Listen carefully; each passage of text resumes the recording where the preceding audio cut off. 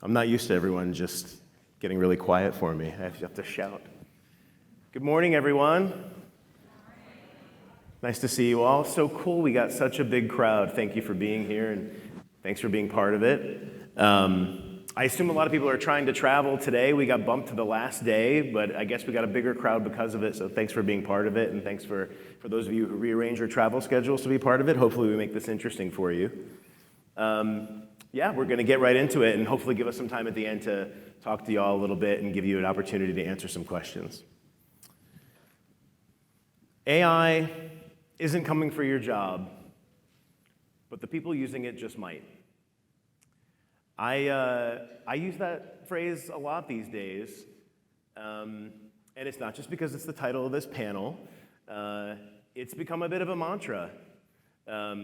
We today stand at the precipice of what AI will become, and ultimately what each and every one of you will become as you navigate your craft, navigate your own capabilities, and augment them and understand your relationship with your craft and what you do with AI.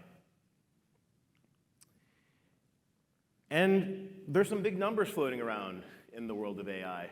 A recent stat, nearly $16 trillion will be plowed into the global economy by 2030, all in the name of AI.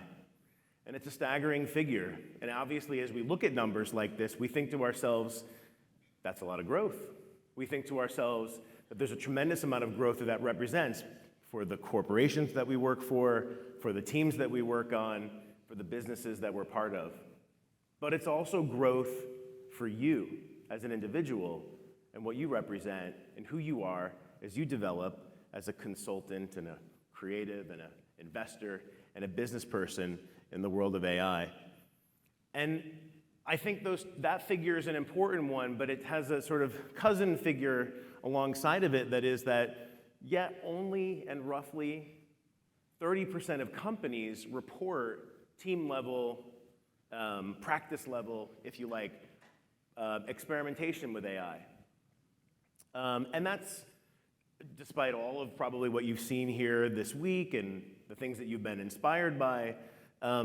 That too is a concerning and interesting number in the sense that it represents, in a lot of ways, particularly in the businesses that are growing and advancing in the world that we live in, not enough experimentation and not enough invention. But it also says to us, those that are first to market, both for yourselves and for your business, have tremendous potential. The brands today stand, and the businesses today stand to have tremendous potential in terms of winning, in terms of creating new advantage, in terms of creating competitive advantage in the markets that you serve. Which means we need to be experimenting, which means you need to be experimenting. And the foundation of that experimentation, the most interesting part about it is that I've rewrote this slide about 10 times because I wanted to be exhaustive and capture all of you. But let's just say in the audience, we've got musicians, educators, artists, managers, strategists, designers, dentists, lawyers. Do we have a dentist? I really struggled with that. Is there any dentists in the audience? It'd be awesome if there was a dentist. Well, if you're a dentist or a hygienist, you now also code.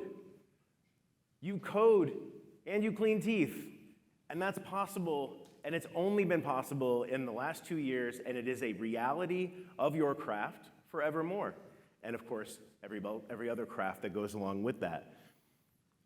And that's a big deal because historically, been coming to, anybody new first year at South by? A lot of newbies? Oh, that's awesome. Yeah, cool. So for those of us that have been coming to South by for quite a while,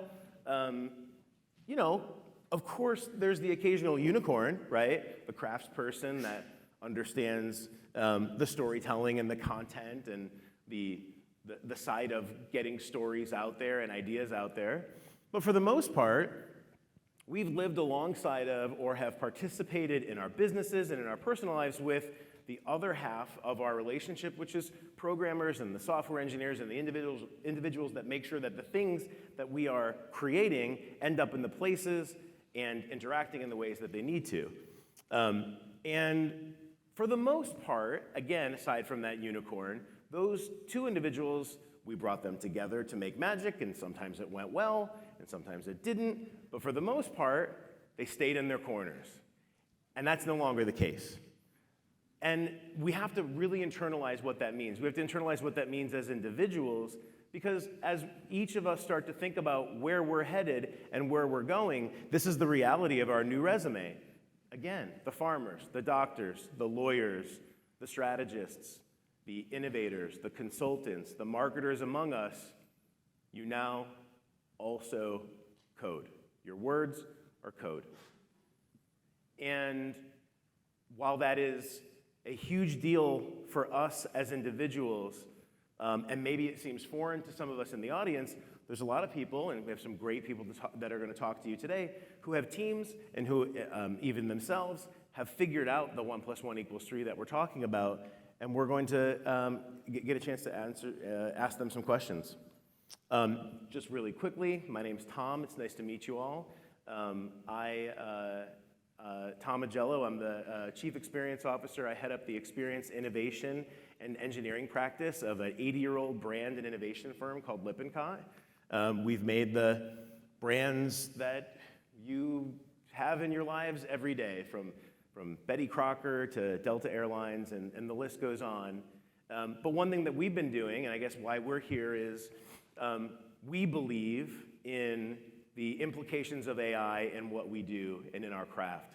So we've been standing at the precipice again of what does AI mean in naming businesses?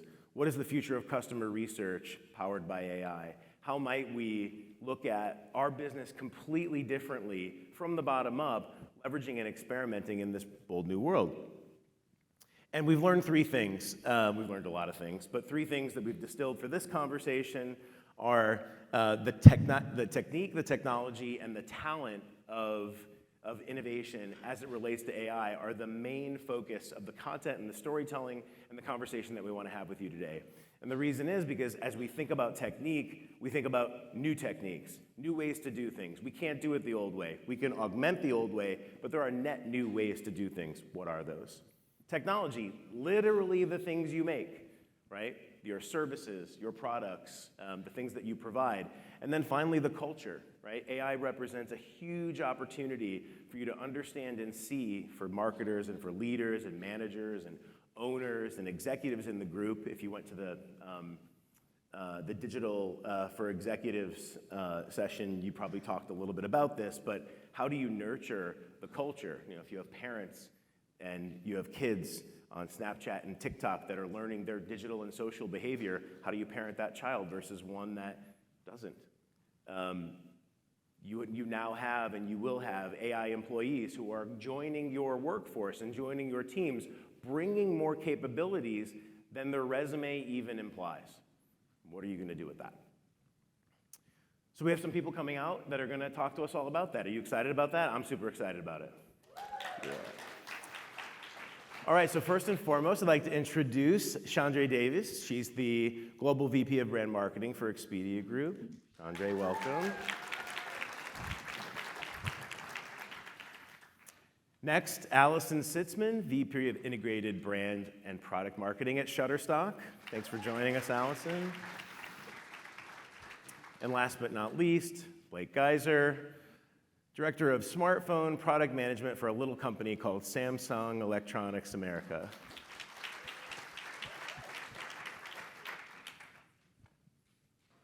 Yep. All right. Hey, guys. Hey, Tom. So, AI is sort of a big deal.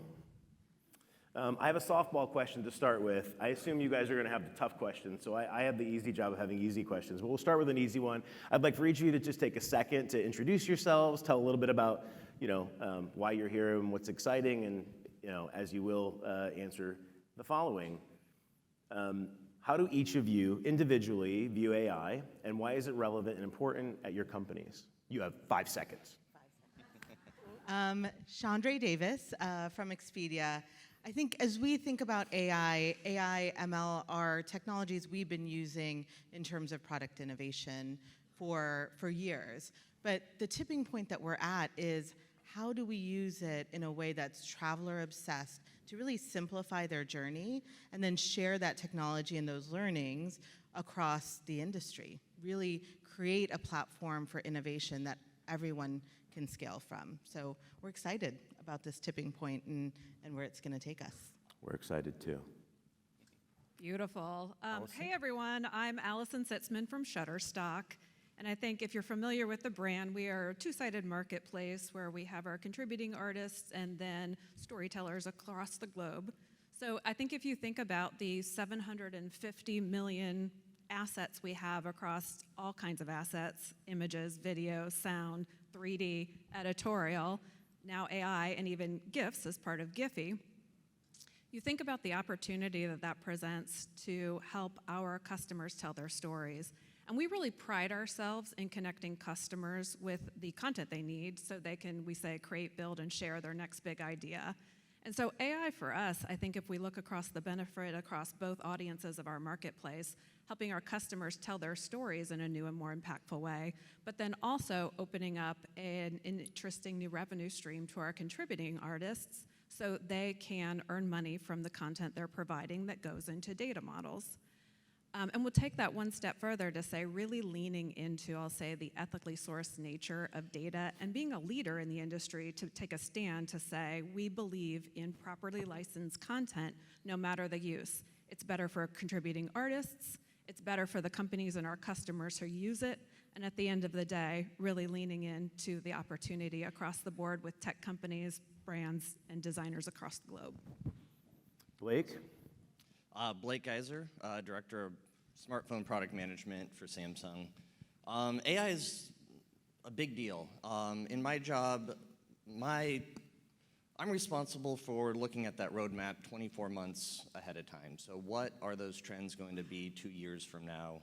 And how are they going, what are the features and benefits that really need to come to life to, empower and excite our customers? And so what I've seen is that Samsung is in a really unique situation in which one of the most connected, important products that we have on us every day is our smartphone. And it's kind of that keystone to connect our lives to everything else from our PCs, tablets, and now as we move more into televisions and washing machines and refrigerators and everything. So, AI is one of those things that, is important for us to look at in terms of how we can bring it to the masses and allow more people access to this powerful tool, but then also how we can utilize it internally to stay ahead and, to help build upon that ecosystem that it's going to provide. So the ecosystem behind all of what Samsung is tying and connecting together, of course, you said when we were talking earlier that data is the new gold. We'll talk a little bit about what you mean by that in a second. But first, with Chandra, we've been talking a lot about data and what's going on at Expedia. And I think we said at some point something like 70 petabytes worth of data is being harvested and manipulated and redefined in terms of leveraging your AI future. Talk to us a little bit about your replatforming, the value, the latent value that's sitting in that data set and what we can see potentially coming from Expedia in the future. Yeah, we've been on a journey over the last couple of years of, if you don't know, Expedia Group is actually a family of brands. So Expedia, Hotels.com, Vrbo. So we have view to a range of customer behavior and customer data, in addition to supporting our suppliers.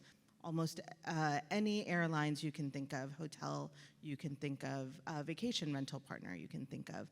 So bringing all of that data together across hotels, across Expedia, across Vrbo, and really understanding how the traveler navigates across different need states, across different use cases, across different business lines is a wealth of information that AI is just going to help us leverage in a much more seamless way, bringing solutions to travelers, but also bringing solutions to our partners in how they can understand. And I know we've been hearing the word personalization in the context of AI over and over again over this weekend, but that's truly the gift of unlocking the depths of personalization and intuition we can bring to our travelers through how that data is connected. So that's been our journey over the last 2 years, is bringing that platform. Yeah, we've talked a bit about this, and I personally am inspired by hearing the stories of, and that's why we have these tenured individuals at the size of these organizations on the panel today, because we talk a lot about small and nimble companies and what they can potentially represent in terms of investment and starting new things. But some of the world's most tenured companies have tremendous opportunity to innovate and grow. Expedia and Expedia Group as an example. As another example, Allison, we have Shutterstock. Now, your data is content. And you guys have been doing some really interesting things with content, kind of flipping the script on what we might imagine the role of Shutterstock in the world of AI. Could you tell us a little bit about that and your roadmap? Oh, absolutely. Currently, Shutterstock's partnering with some of the biggest technology brands in the world, LG, Meta, OpenAI, great examples. And I think if you go back to that 750 million pieces of content I mentioned before and look at the metadata that goes behind it, we're actually entering a new realm that's considered more, we would say, media data that is actually a lot richer than what we would think about as traditional metadata. And the opportunity for content, obviously, would be then in the generative space. And I actually don't know how many zeros is a petabyte, so I could not tell you how much data that comprises for Shutterstock off the top of my head. But I think we're working with these large tech companies. They're coming to purchase our data so they can build their own generative models for different business uses. We've also built a model that's off of our own data for our customer usage. And why this is so important is, I think no matter if you're a large company, you're a medium, small company, whatever it is, the data, I think as you all will probably know, the cleanliness and the quality of the data is really, really key. But now that's not enough. And it really has to be the quality of the data combined with, I think, the emerging conversations we're having around ethically sourced data that is built off of properly licensed sources. And so that's where Shutterstock's really tried to take a stand and be a first responder, or maybe set the stage for other companies to really lean into the idea of ethically sourced content. And so by doing that, what we're able to do for all sizes of businesses is not only lean into the type of data they might need in order to build their individual application, but also give them the confidence that down the road, when they have their solution built, it's going to be from a source that is going to be as legally as compliant as possible. And in our cases, that's also making sure we're paying royalties and compensating contributors who are providing that content. In the world of innovation consulting, we call that a hidden asset. And there's a hidden asset in the business of the content that you guys have been sourcing for as long as you've been in existence. And now that it's ethically sourced, not that it wasn't previously, but as you badge it as ethically sourced and you support it being ethically sourced content, you've become a service provider to the AI industry in terms of your relationship, both as not just a content provider, but as a data source. Absolutely. And I think we have what we call our trust framework, and I'm a marketer, so we made it an acronym, right? Not my acronym, I can't take credit for that, but we would say it's going to be training off of properly licensed data. It's going to be royalties to people supplying that content, uplift to show the good in the world, safety to combat against some of the violent, sexual, non-safe for work content that gets populated into models that are built off scraped data, and then ultimately transparency in everything that we do. So unless another panelist has a build, I've got a question for Blake. All right. So Blake, as we think about the notion of this ubiquitous access to information, it pulls me back to your thoughts about the handheld and AI on our person, in our hands. I guess just tell us a little bit more about why it's so important to have AI in the palm of an individual's hand, and what you're seeing in the customer landscape that indicates that this is something that people want to have in their lives. Yeah, I mean, first and foremost, it's the one thing that's always on us.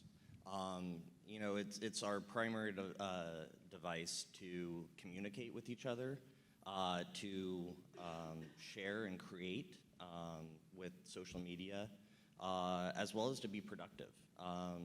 Handheld devices more and more are being utilized throughout the day within business. And so as these devices become more powerful and get smarter, as well as, you know, our partners at our carrier channels, you know, AT&T, Verizon, T-Mo, it really opens us up to both on-device AI as well as, you know, cloud-based AI. So, you know, it allows you and empowers you to utilize and take care of that data exactly how you want that data to be used. So if you're uncomfortable, you know, with AI at this moment, then you can turn it off or have it locked down at the hardware level.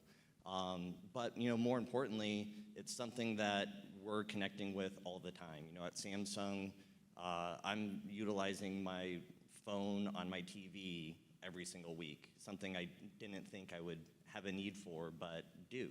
You know, being able to create content, one of my favorite things is I actually videotape my 10-year-old son's soccer games, and I'm able to cut out a moment that was really cool and turn it into an instant slow-mo at 8K video and throw it up on the screen, and he just gets an absolute kick out of it. So, you know, every single person's use case when it comes to AI is going to be unique. And what's important is providing that ecosystem, not just within other devices, but with, you know, on that device, you know, to those companies that are looking and creating and wanting to, you know, really impact, you know, their customers. Getting it onto a mobile device is one of the first things you'd look to do.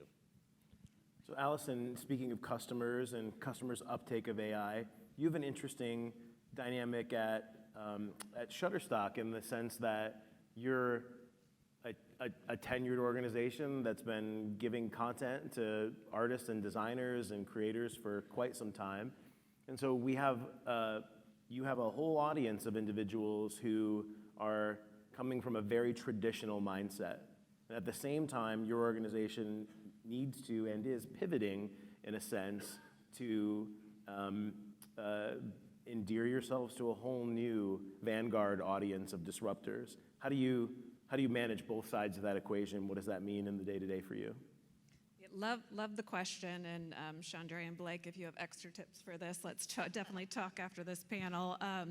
You know, I think it's interesting as you're talking about personalization, Chandra.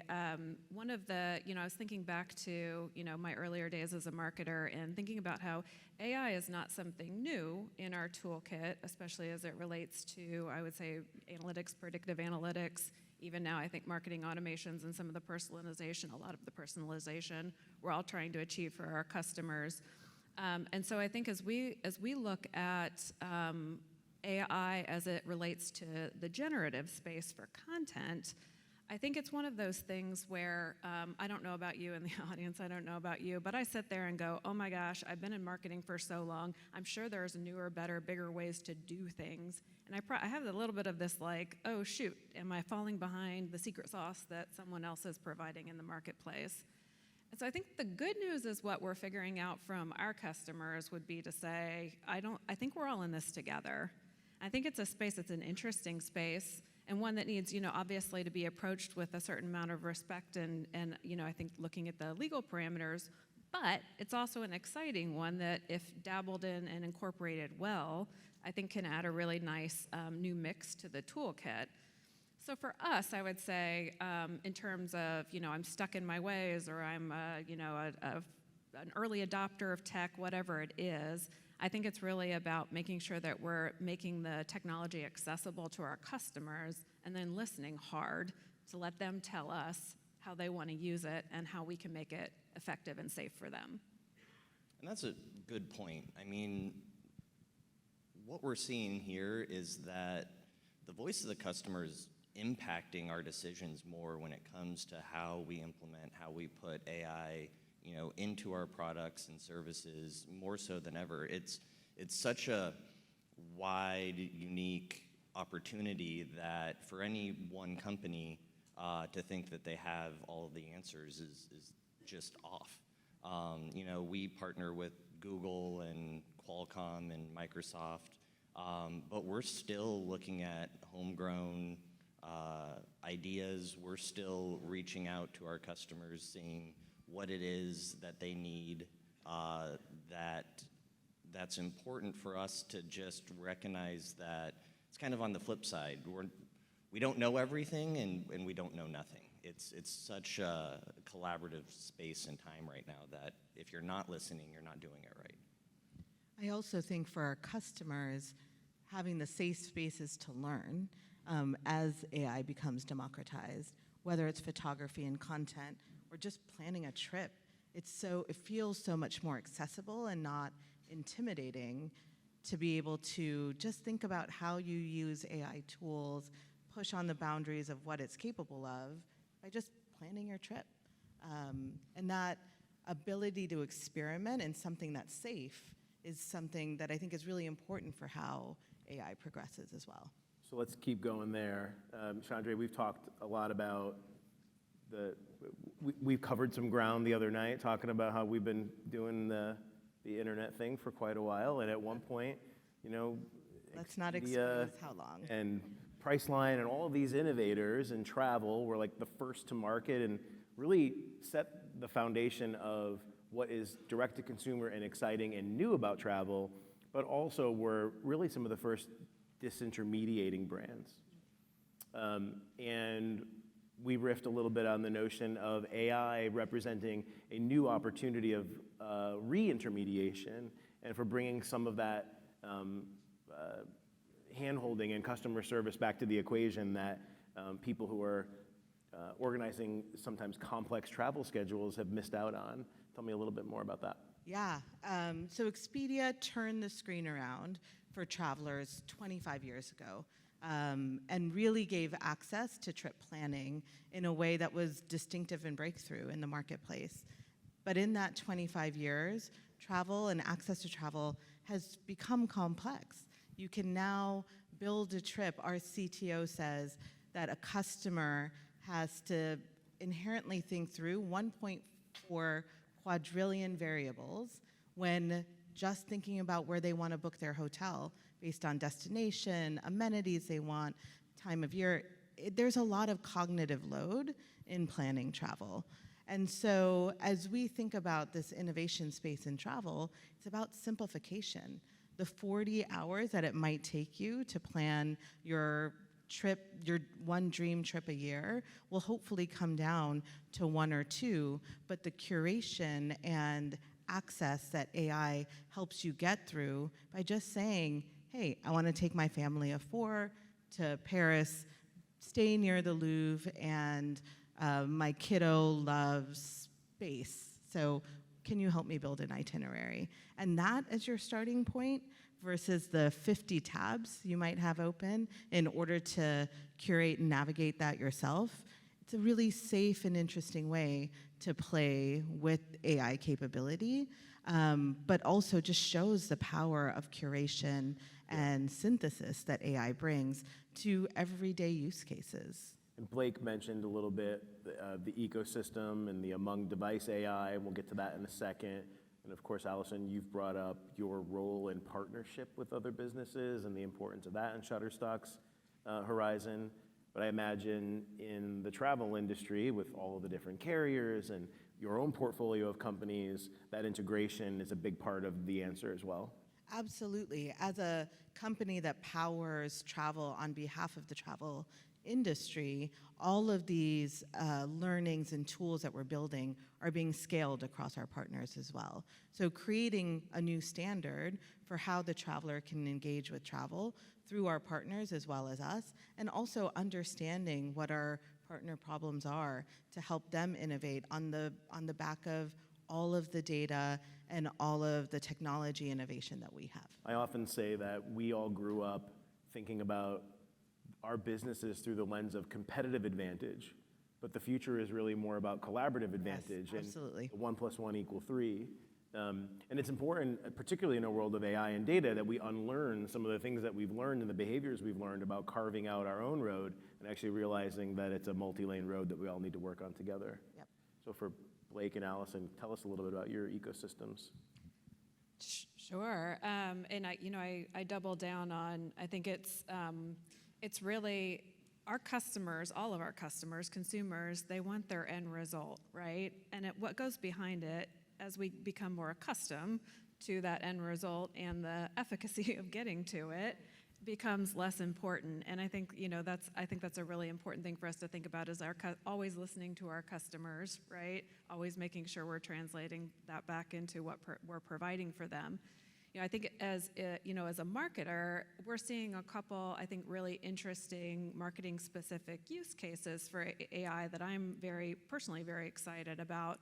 One would be, I spoke to, a company can come and they can buy all of our data today. They can go build a generative model. The other thing that they can do, let's say they want to build more of a finely tuned model. So if Samsung wants to build a model and all the images you want to generate are people holding phones and you just so happen to want them to be Samsung phones, then we can also input basically you buy the data and then you input the IP into the model. You heard it here first, folks. Nudge, nudge. We'll talk after this, Blake. But that's an application of the data where now we're combining the power of not just kind of generic raw data, but also different brands' intellectual property, and again, doing it in a way that is legally compliant to create an output that then allows our designers and advertisers to create content much more effectively. And we say that, it's, AI is not coming for your job, but somebody that knows it well.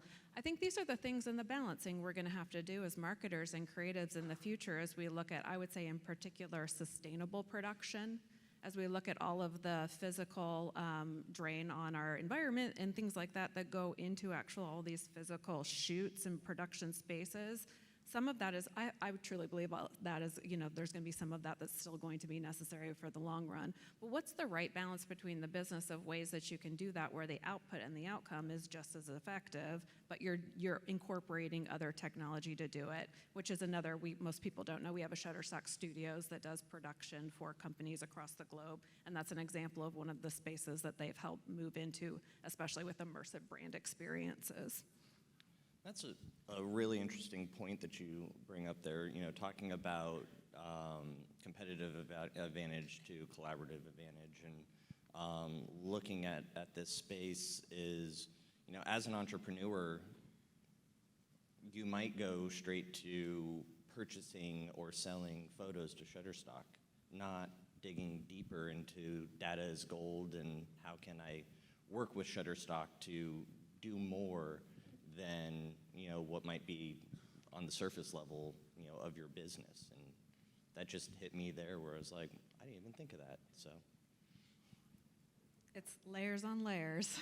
No, it's an exciting place that we are right now with the company, and I've been with the company about a year and a half, which isn't very long, but one of the reasons that I came, I think the opportunity that we're seeing is just such an extension of our portfolio in particular, which is twofold. It's on the products, of course, side for our customers, the compensation side for our contributing artists, but then as marketing applications, we're listening to our customers and learning along with them so that we can build crazier, better stuff as we go along. I'm going to build on you mentioned marketing a little bit in there. I'm going to use that as a pivot, Blake, over to you on in the culture section around talent. And some of the things that we talked about previously is the importance, well, first and foremost, some of the interesting marketing that Samsung is doing and how Samsung has chosen to sort of show and demonstrate the on-device AI rather than just tell stories about it, making more immersive and more interactive and engaging experiences out of what you're doing. I'd love for you to comment on that a little bit, but then I guess also the relationship between marketing and tech or marketing and product in the organization and how important that is for that stuff to be a success. Yeah, so, I'll start with marketing and tech. And it's important that it's a daily conversation. We're not building products for ourselves, and then you can even add engineering in on there. So, as you look at the timeline, it's engineering kind of has an idea traditionally, product kind of helps bring it to life, and then marketing goes and tells that story. But what we're seeing is really a mix-up within that. What is marketing seeing out there that might be identifying and highlighting a need that engineering can go look at, and then product can tell the story of? And so we talk probably every single day with our marketing counterparts and our engineering counterparts, and really kind of just push the no idea is a bad idea. Everyone comes from different places, has different needs, different cool ideas, and we're uniquely in a position to bring them alive. Whether what a lot of people know, some people don't know, is we have a labs app within Samsung, and those are those kind of beta trial things that we have some cool ideas about, and get that out there, see how people are utilizing it, refine it, and then it will make its way as a primary feature on the device. But to your first question, you can't tell people what benefit they're going to get from AI. It comes off too complex and too daunting, when really what the goal is to create a product that is so easy to use that you don't know that you're using AI. So when we launched the S24 with Galaxy AI earlier this year, it was the 6 months leading up to that where product was talking with engineering and marketing and within our own to say, okay, this is a really cool feature, but as a customer, why do I care? And what is it that will make this a useful tool in my day-to-day life rather than just like a party trick? And how then can we bring that out as a full story that is seamless and elegant in the way that we message it? So that way, something as simple as circling an object on your phone, and suddenly you can get a full generative AI output as to what that is. It's so easy that once people do it for the first time, they don't stop doing it. And there goes the way of typing something into a Google search engine. And so it's really kind of about showing the story and listening to the customer to make sure that that is the story that needs to be told. And within that, there comes times that certain features and products just don't make sense, and so move on and be okay with that. Yeah, and experimentation there is also obviously really key, so that you're answering those questions. And on the subject of experimentation, Chandra, you told us back to your data stack and what we talked in the introduction about the full stack of internet creativity being open to all. Internally, you've told us stories from a cultural perspective of what's happening at Expedia, and Expedia's data is being accessible by teams in order to experiment and take advantage of. Tell us a little bit about that. Yeah, and I'll build a little bit on what you were saying as well. I think particularly as AI evolves, the relationship between marketing organizations and product organizations is becoming even more intimate. It used to be a handoff, but with our AI innovation spaces, we're seeing both teams at the table early because it's the brand voice that's coming through, right? It's the product experience is now a manifestation of how we're helping travelers overcome every obstacle in their travel journey. So how the product behaves, speaks, interacts, reacts. And that's where we see teams getting excited of taking the data, taking the innovation, and our hackathons feel so much more deeply collaborative. And the idea is that these, what did you say, collaboration instead of competition, Yep. The mindset shift around that and how the hackathon innovations are evolving to be full funnel across the organization has been a significant shift with AI. Because I think folks see that it's not just a product problem. It's not just, and it's grounded in a deep traveler problem that we're all solving together. This has been great. We have about 20 minutes or so left, and I'm going to do a quick pivot, and then we're going to get to the audience to get in and ask some questions. Hopefully you guys have a few. But the first member of the audience that wanted to ask some questions was Pi, and Pi had some questions for each of you. And hopefully they're not zingers, and you guys are okay answering them. So the first one, and Chandra, I'm going to start with you. Pi wanted to know, AI is constantly changing, and I think many people feel overwhelmed by it. How do you keep your finger on the pulse when it comes to AI and ensure that you have a complete understanding of it? Yeah, I think we talked about this a little bit earlier. It's getting involved in playing with it. It's experimenting as a creator. It's experimenting on things like planning travel. And it's also making sure we're talking to our peers, colleagues, and newly formed relationships at events like this. It's moving so quickly in different pockets, in different ways, that spirit of experimentation and play, it's so cool to see play come back into this space, and it's such an important way to stay on top of how AI is innovating. So, If I could build on that, I agree with everything you said, and I think the idea around mastering something like AI, I think, is a false concept to chase. I think we can't know everything, and it's going to evolve and change, and so even keeping up with it may not be a realistic goal. But I think finger on the pulse is really relevant in terms of, I think the more we lean into it, the closer we're going to feel to how it's evolving over time. And if we step way back, it's really about, I think it's about the brands that we serve and that value proposition to our customers: storytelling, amazing travel, awesome intuitive digital mobile experiences. And really, AI isn't the forefront, right? It's one of the many enablers that bring that brand story and that brand promise to life.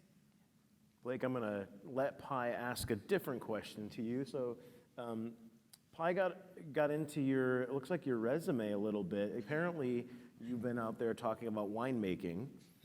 Hopefully that's correct. But Pi says, just like winemaking requires a balance of science, art, and customer preferences, how does Samsung approach the integration of AI into its Galaxy smartphones to create the perfect blend of innovation, security, and user experience?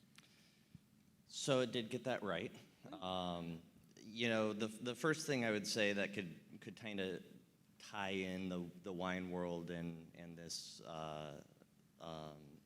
Samsung feature set is that as much as I wish there was a perfect wine out there that every single person loved, it doesn't exist.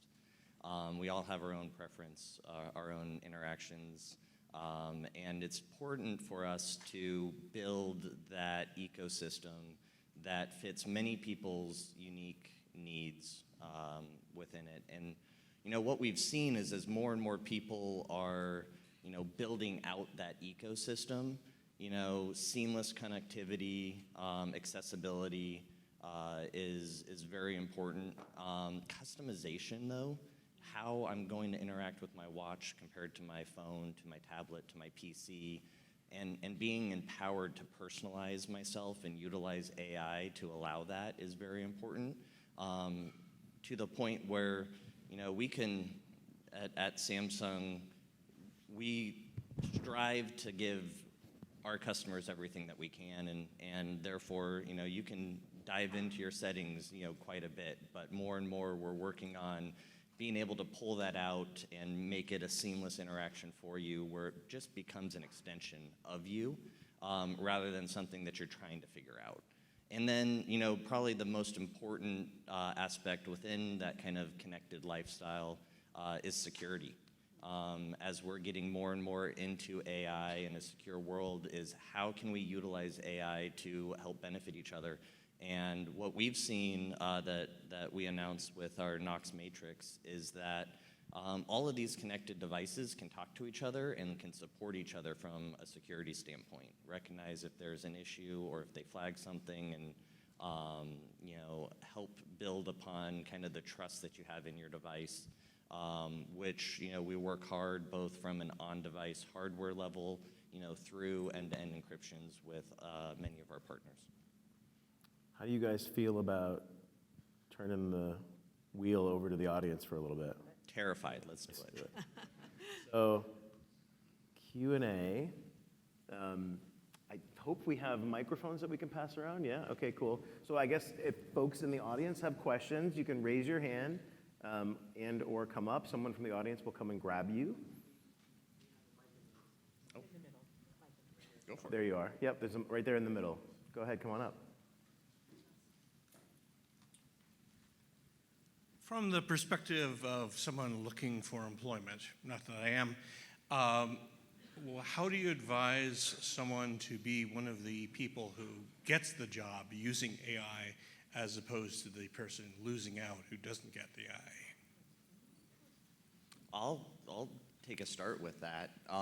One thing that we're seeing and doing, at Samsung is being able to utilize AI in, transcribing and summarizing various websites and all of that. So, as a job seeker, I would utilize AI to really pull out and better identify and grab the insights that you're seeing on, their public, everything from their, public social media accounts to their web pages, to really recognize what's important to that company. One, it's important to you if you get the job to make sure that you're aligned, but two, to be able to kind of speak to that and make sure that you're showing yourself within the framework of what that company is looking for. To build on that, I think how you're also using AI to superpower your superpowers. For example, on my team, they've started using AI to inform their business briefs and their creative briefs and making those tools stronger. So it's also about how we're evolving how we do work every day with the use of AI as a tool to accelerate our thinking and innovation. And of course, there are courses and things like that, but how we use the everyday tools to make our worlds better and more effective is, I think, a really powerful storytelling tool within interviews as well. Good. All right, we have another question. Go ahead. Good morning. My name is Victor Rogers, and I would like to take a point of personal privilege. I actually have a venture that does exactly what you just referenced. If anybody in the audience is interested, my website is victorrogers.ai. However, my question is more around enhancing toolboxes. So currently, the tools that I use for AI are Perplexity, Gemini, ChatGPT-4, Claude, and Copilot, as well as Poe.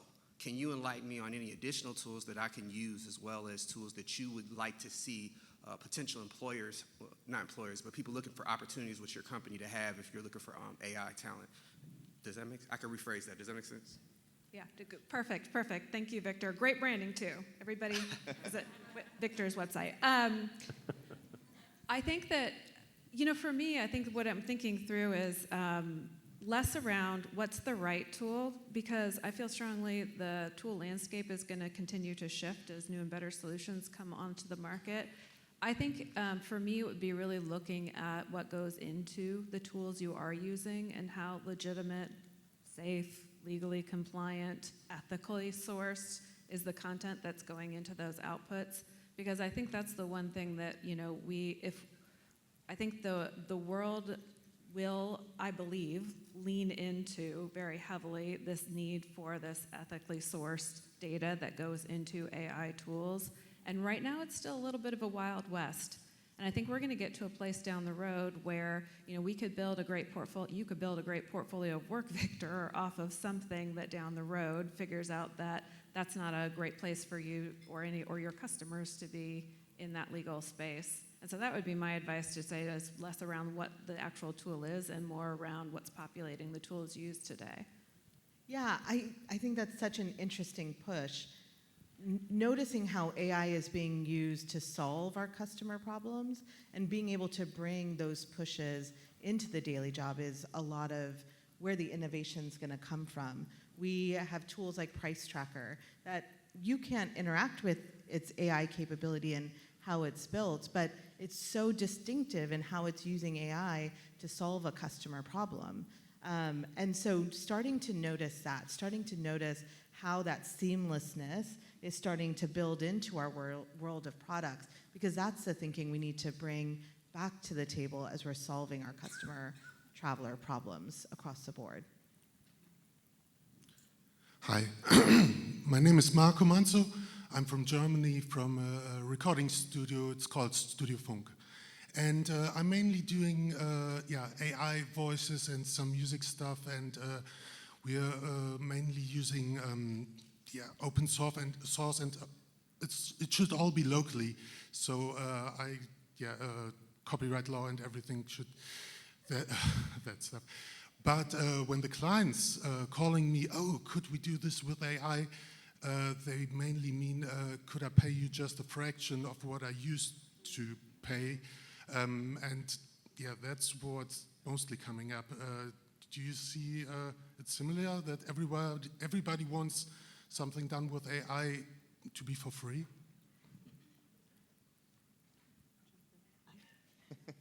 We're having super meaty debates around authenticity of experience versus shortcutting through AI. Where are places where AI enhances your experience, and where are places where AI is being used as cost savings, that it's clear that we're not serving the traveler in the highest bar way.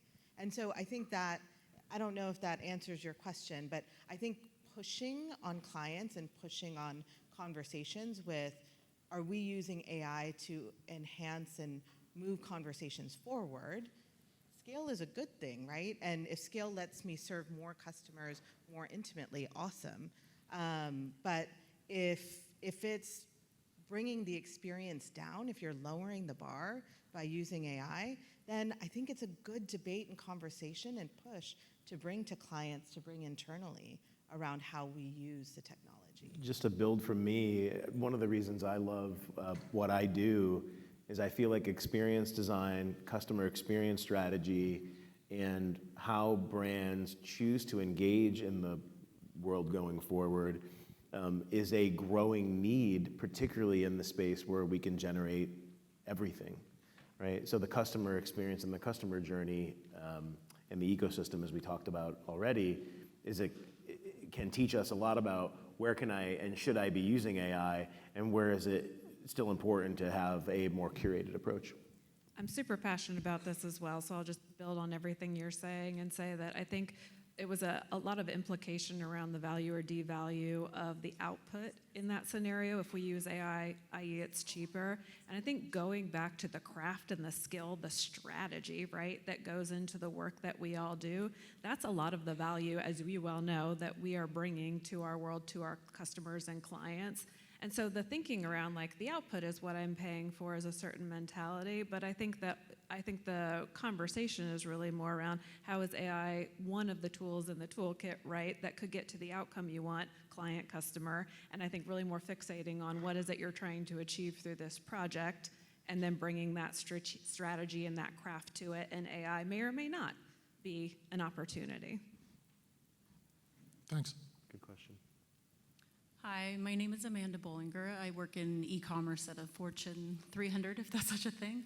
I was wondering if you have advice on, there's so many of us here that are really trying to absorb all of the opportunity within AI, but how can someone within a large business really try to bring that conversation to the forefront and try to just advance that with, anyone at the C-level, our managers, our bosses, and really help drive the importance of building on this new innovation?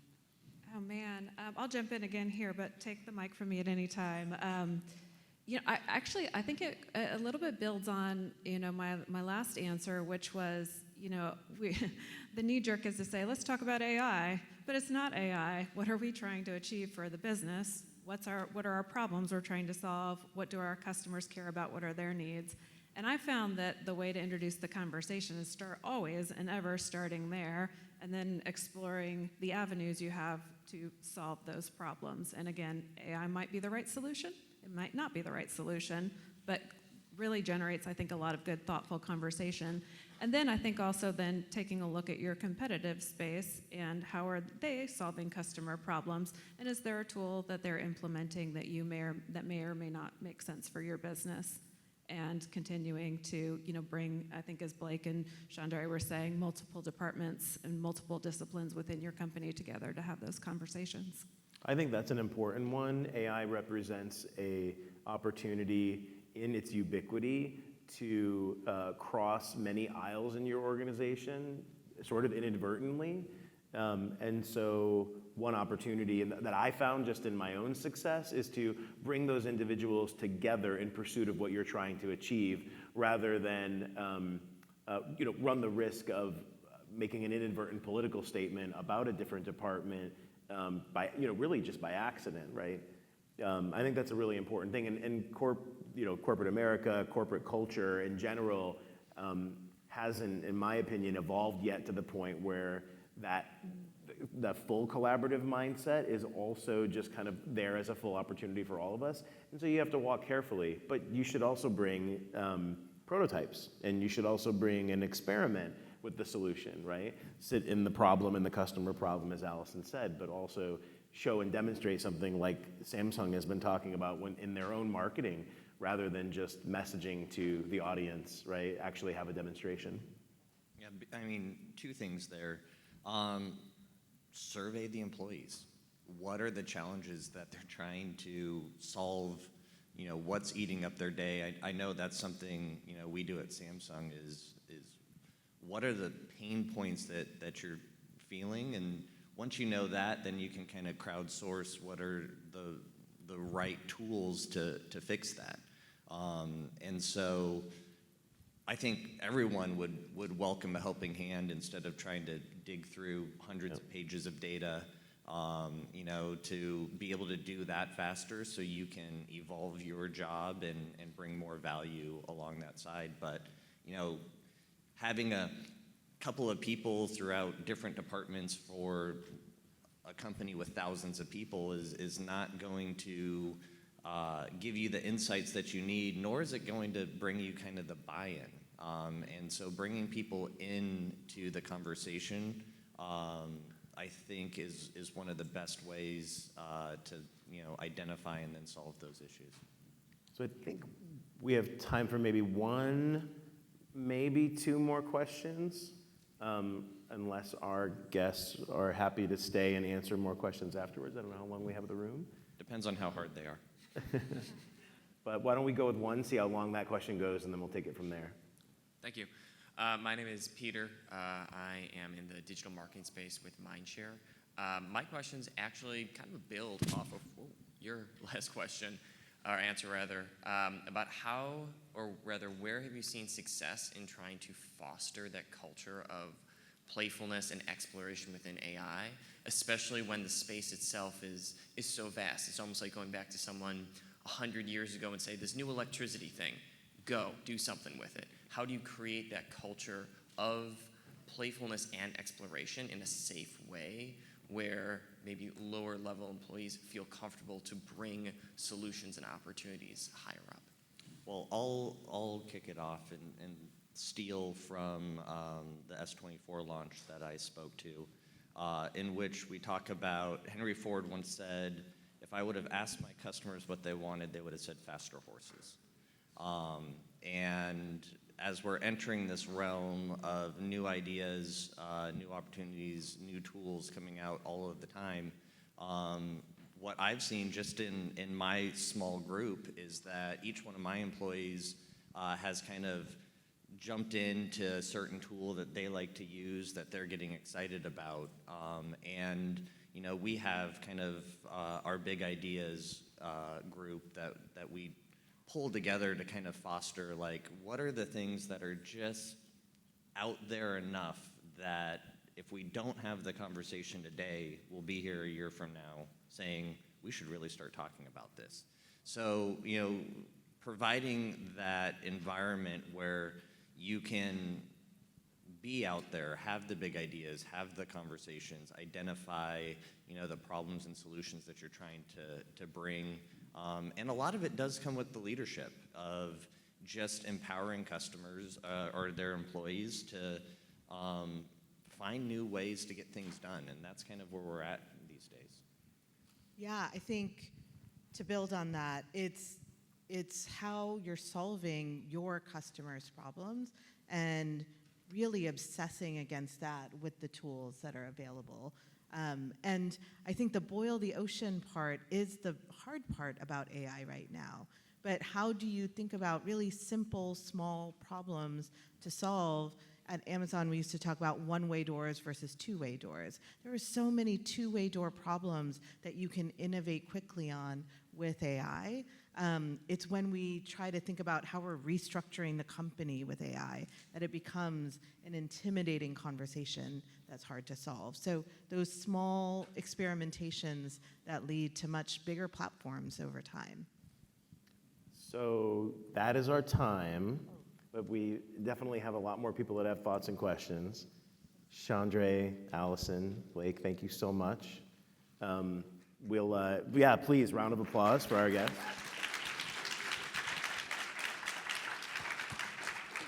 These guys have been so forthcoming to us in terms of connection and offering insights, and I'm sure you guys have more questions, and we'll be here for a few more minutes if anybody has any additional questions to ask. Thank you. Nice job.